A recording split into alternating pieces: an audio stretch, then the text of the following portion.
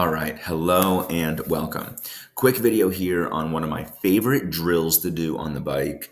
This can be inserted into any workout, and I like doing these really for two specific reasons.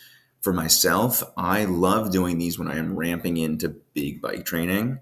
And as a coach, I like to give these to athletes when they're doing the same thing, they're ramping towards a race, or just general beginners who are getting into cycling for the first time.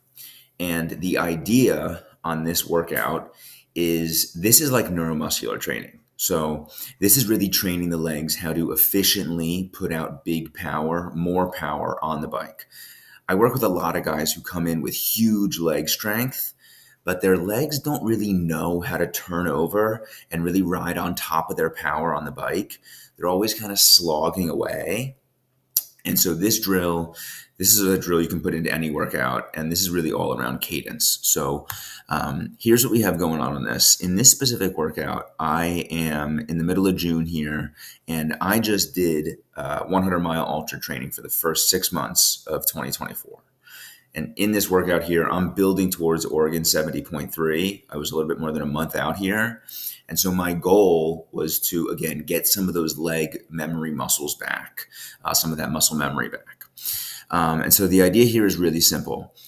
These peaks that you see on this yellow line, these are the spin-ups. So this is just a standard endurance ride. I'm at 189 power on this ride, 115 heart rate, pretty easy cruise, 189 normalized power, 161 average power. And these spin-ups are basically 30-second segments where you basically ramp up your RPMs to the most that you can sustain. And you want to push that ceiling up. You really want to raise that capacity.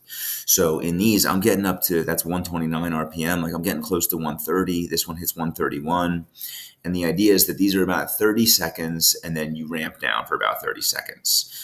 You can do a structured spin-up ride where you have like sets of 10 that you insert.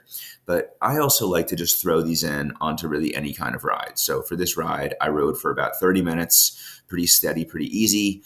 And then I inserted 1, 2, 3, 4, 5, 6, 7, 8 total. And in all of these, every time that I'm ramping up to that 130, like that's a really, really fast turnover. I'm really training the legs just how to spin like that, how to put out power like that. And then I'm bringing it back down to more of a normal cadence for me. So, 90s or so. In this ride, I average 93 cadence overall. So you can tell that for me, like getting up to 125, 130, and then back down to, mid to low 90s, like that's just giving the legs a different stimulus where they're just learning how to be more efficient on the bike. The idea here is that power doesn't have to raise. These can really stay steady power, but you can see that my power goes up a little bit on the spin ups, and then it drops a little bit, but it's still not anything crazy. I mean, I'm getting up to like mid 200s. I peak up here at 298. And then I'm back to, mid 100s, 180 I saw there. So it shouldn't be like a big power surge, but you might see the power, rise or fall. But the idea here, and really why I'm sharing this, is that when I was building back on the bike, like I had been doing bike training all through my 100-mile training, but all that bike training was really just standard endurance training, right? 1 or 2 rides a week, just base work to add in and complement the 100-mile focus.